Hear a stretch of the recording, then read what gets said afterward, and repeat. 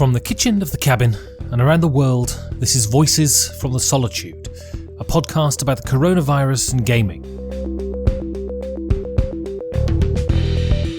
Today I'm talking to Dan Hughes. We talk about the benefits of walking. So I'm here with the most titanic titan of the internet, the one, the only, the magnificent, the magical, the dour, Dan Hughes of Huddersfield, Yorkshire. Are you well? I am well. Titanic in that I'm sinking slowly. But no, I'm well. I'm holding up okay, Ben. I'm holding up okay. Well, so just to start then. So I've been speaking to respected professionals over the last sort of couple of weeks, and so I thought I'd lower the tone a little bit and ask you to come on the show. That's absolutely fine, yeah. So we were talking before, and you said that you've been in sort of self-imposed lockdown for 2 weeks, and then you took a week off work, so 3 weeks. How are you bearing up? I know it's the old joke, but I've sort of been preparing for social distancing for the last 43 years. In that, I'm bearing up really well. I'm an introvert anyway, so I'm not missing company and things like that, and talking to my neighbours and things like that. I've always shunned that. What does this mean? A lot of people say this. You know, I'm an introvert. How does that manifest itself for you? I think I've answered this question before on this very show, my very first appearance. But I don't get any pleasure out of. I find talking to people I don't know very anxiety producing. I find small talk very anxiety producing as well. I was painfully shy as a kid to the point of disability. So I'm quite gregarious and outgoing with people I know very well.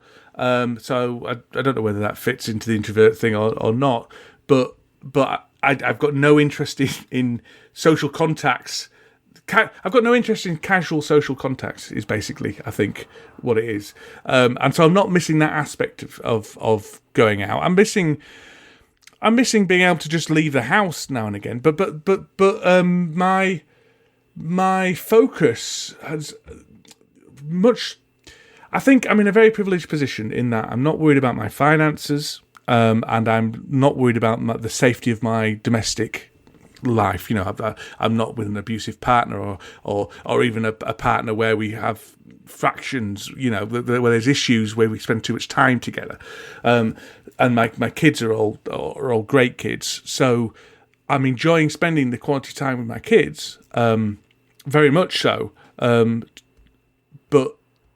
But it's just a shame it happened to happen this way. So there's the positives from that. But you know, it's hard on everybody. I have good days, I have bad days. Some days I get very worried about what the future is. Some days I get very worried about my family. You know, worried about myself. I'm a over 40 morbidly obese man. You know, I don't want to catch this thing if I can possibly help it. And nobody wants to catch this thing if possibly help it. And I don't want to pass it on to the people I work with at work who.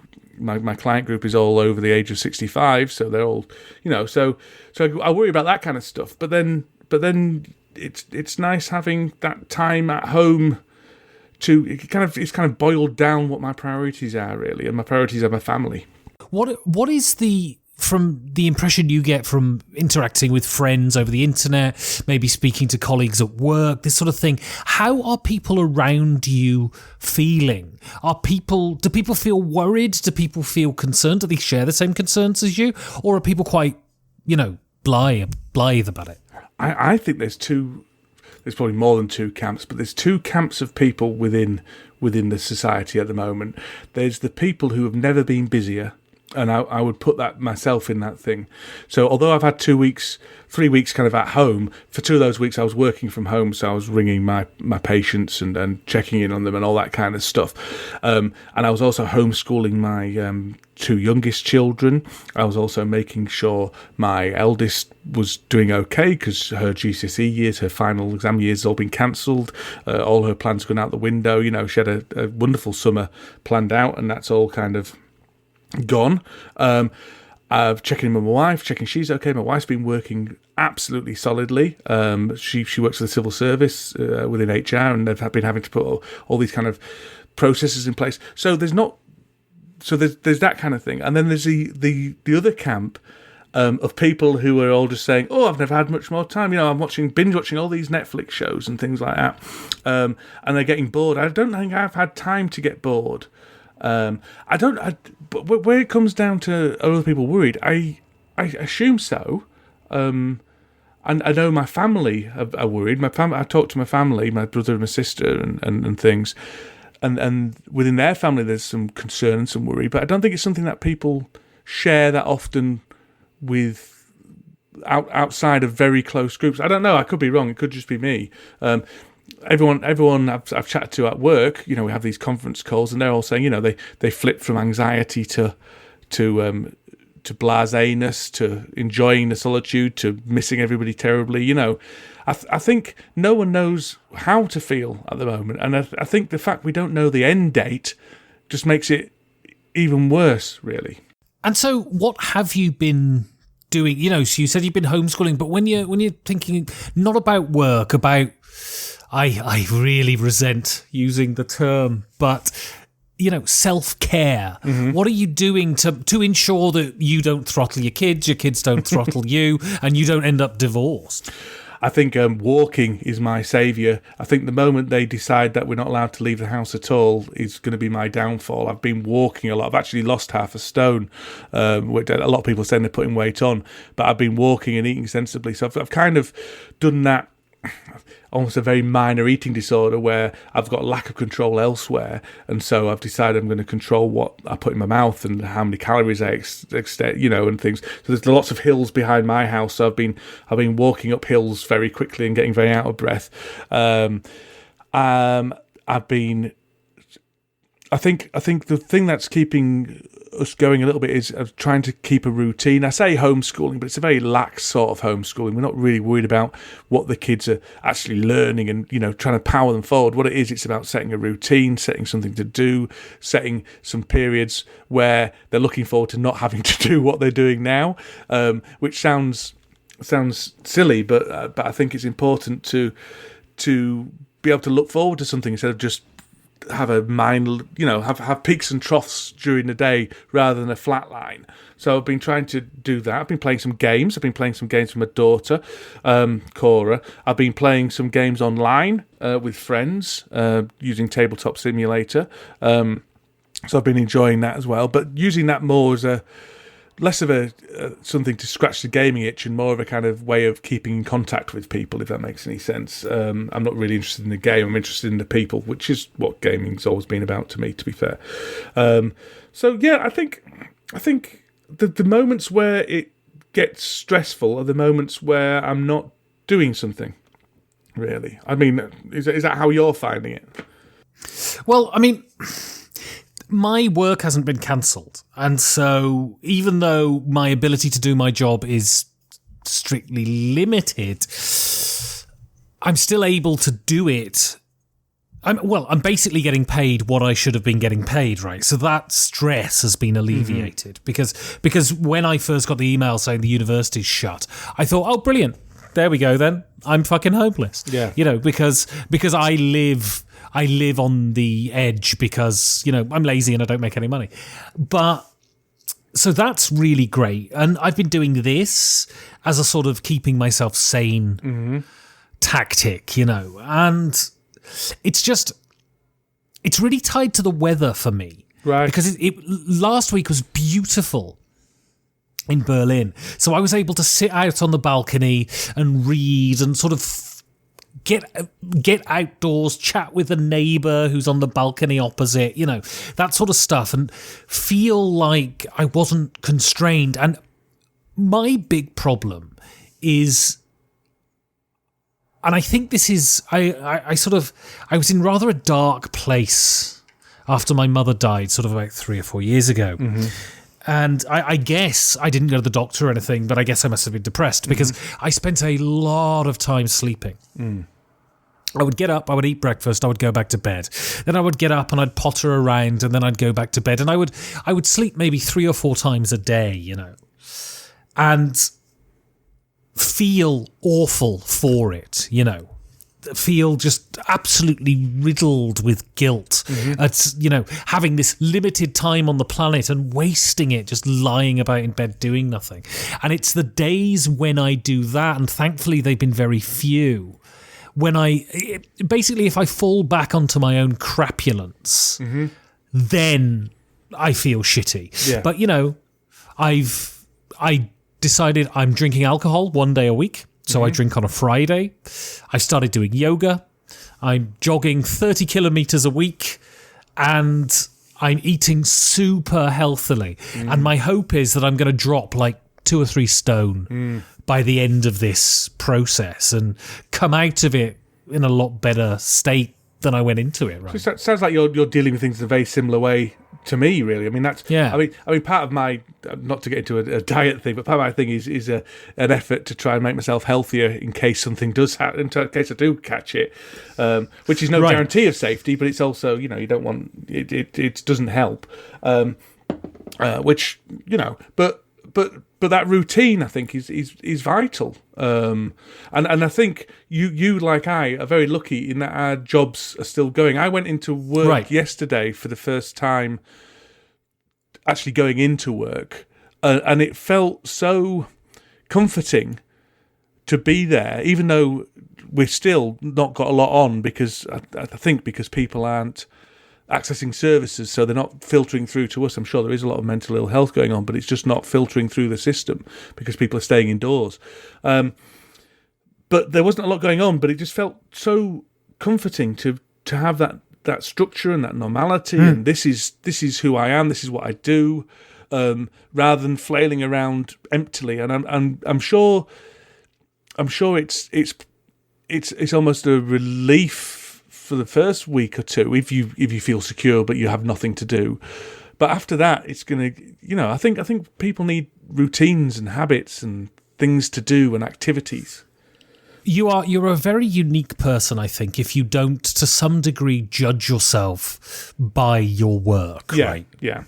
And, this is why I've had jobs in my life, up until fairly recently, where I wouldn't tell friends that I did this job because I was embarrassed by it, right? And I went through a period, and it's this weird thing, right? It's that sort of habituation thing. Work begets work.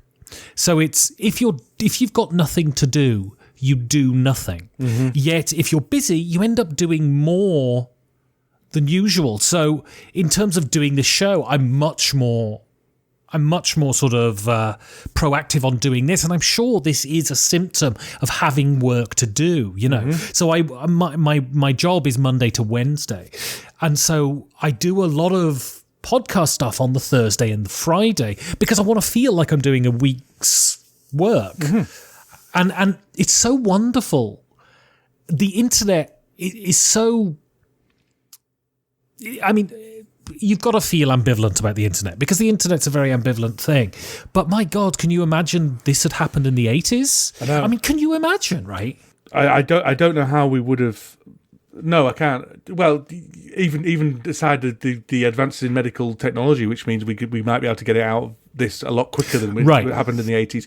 But you're right. The social revolution that came in the mid 90s, when the internet was, I mean, it's been the most significant thing of, in humanity. It's connected us all, I would argue. So yeah, no, it's incredible. Even 5 years ago, if this had happened, I think we'd have struggled a lot more than we do now. Right. It's the advances in being able to communicate with each other and entertain ourselves with the internet and things like that. I mean, not to get all political, but if ever there's an argument that the internet is an essential utility, then this is the proof, isn't it? Really. I mean, I've said this for years, that the internet now is basically on the same level as gas and water and electricity. Yeah. I can't function. My life doesn't function without an internet connection, right? Because all of my communication with my various employers is done digitally. This is, I make money from this. This is to some degree an employer, and this is solely ephemeral digital stuff. And so without it, I mean, absolutely, my life would grind to a halt. Yeah. And I think that maybe after this, that might be a realization that the internet is no longer this casual sort of frippery that we have just to wank and watch telly, that it's actually a vital part of our lives. Right? I think so, and I hope so. I mean, again, not to get too political, but I also hope, and in my more positive moments, I hope this, and then it all goes away when I'm feeling slightly more negative. But there could be a lot of good that comes out of this situation. This could be the remembering of this circumstance could be the thing that pushes the global warming argument forward. Do we want to be in a situation where the outside forces constrict our ability to exist with each other, so much? It could be the introduction of universal basic income. It could all sorts of stuff could come out of this. The NHS in England came out of the Second World War, and who knows, something as monumental as that could come out of this. Who knows? I mean, this is the hope. I don't think so. I am sure the venal grabbing will come back, and fuck it, I want to get political. I think now it was really interesting when Boris Johnson got ill, because I'm a rampant lefty and most of my friends are rampant lefties, right? And there were some people saying, God, I hope he snuffs it. And my 18-year-old self would have been shouting that from the rooftops, I think. But I couldn't reconcile myself to that. I couldn't reconcile myself to that level of meanness, even though I'm quite sure Boris Johnson could. And I'm very happy that the man hasn't died. But I think in terms of a mandate for his particular politics, him getting ill and recovering is maybe the worst thing that could happen to Britain at this time. Because I fear that people will see him as a huge hero and give him a mandate to do what the fuck he wants. Although history doesn't suggest that, right? Churchill was voted out in 1945 after the Second World War. So, who knows? I mean, it could be a great force for good, and I hope so. Yeah, I mean, who knows? Indeed, I really hope so. I really hope so. But the other thing I'm doing to keep myself sane is watching the news once a day because I started off checking it hourly, and I tell you what, that's not a path to happiness, Ben. That isn't. No, that's a path to anxiety and distress. You told me this, and I've done it. I've removed Twitter from my life. So I post stuff about the podcast on Twitter, but I don't look at my Twitter feed. And my God, my level of anxiety has dropped. Yeah. It's not a healthy place. Well, it depends on who's posting on it, obviously. Right. But generally, a set of armchair experts is not what we need right now. We need the real experts, and you need to know what's going on. I'm not saying stop watching the news, but there's no point obsessing over it. Once a day is fine. And so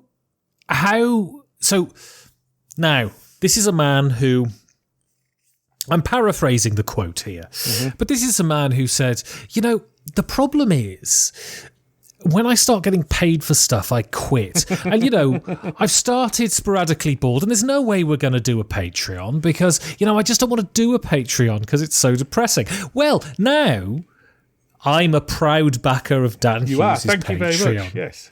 No, although I'm a proud backer of you, so we might as well just both stop. But that kind of takes away the slight bit of, I don't know, hubris to it, doesn't it? Exactly. But how's it going with the old Patreon? Are you hating it yet? No, I'm not hating it. I still struggle with feelings of guilt about it because I don't really feel that the stuff I do deserves being paid for, considering I only do stuff I enjoy doing. I needed to do it. But is that not up to the people who contribute, though? Yes, and that's something that was pointed out to me by a very good friend of mine who said basically by by having those feelings of guilt, you are insulting the people who are contributing to you. You know, Right. you're being incredibly ungrateful, and so I've done my best to try and put that out of my mind. No, I'm enjoying the Patreon.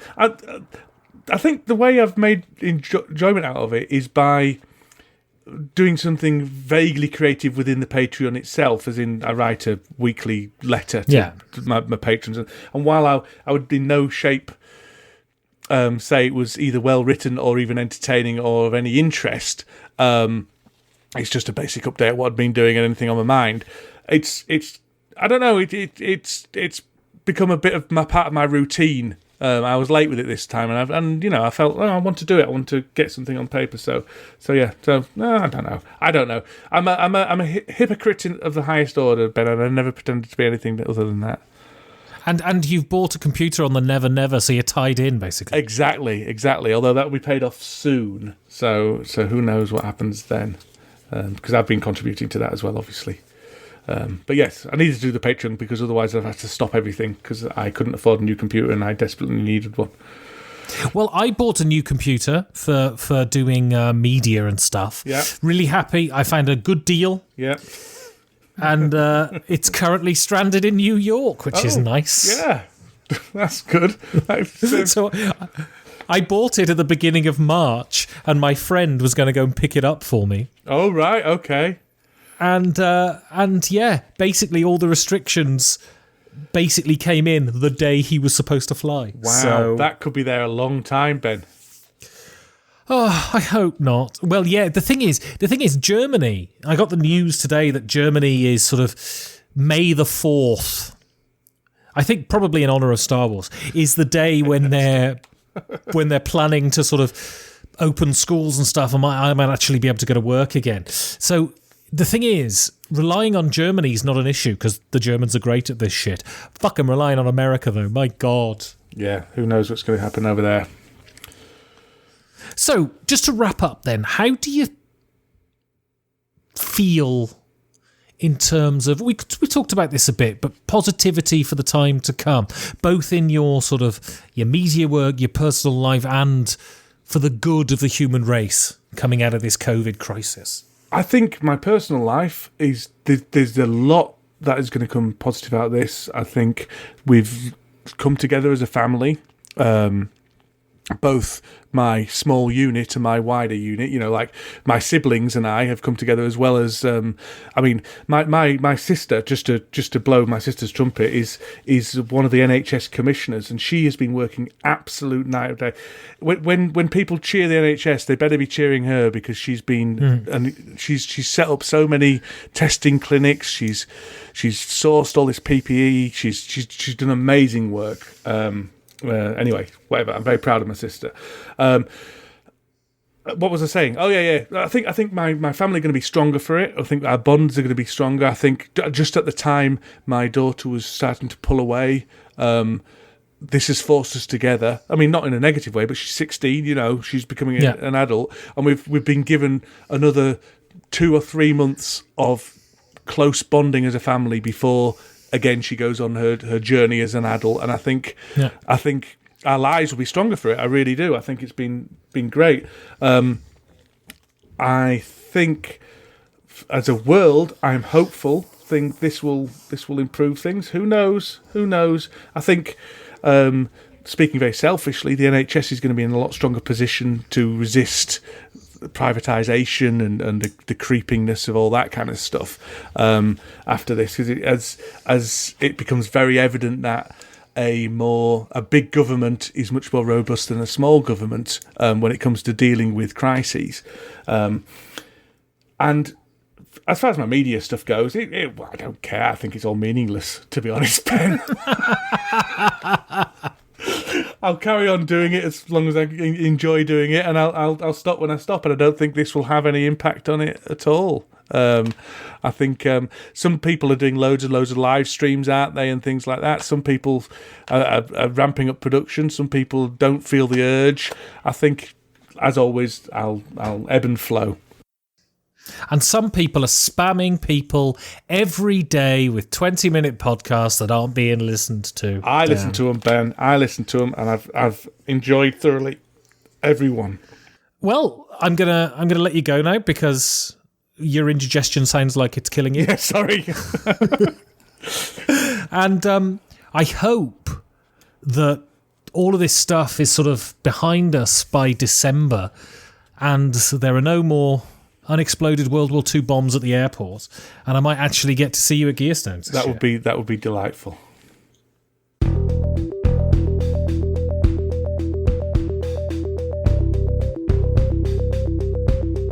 If you want to support content like this, you can go to patreon.com/5G4D.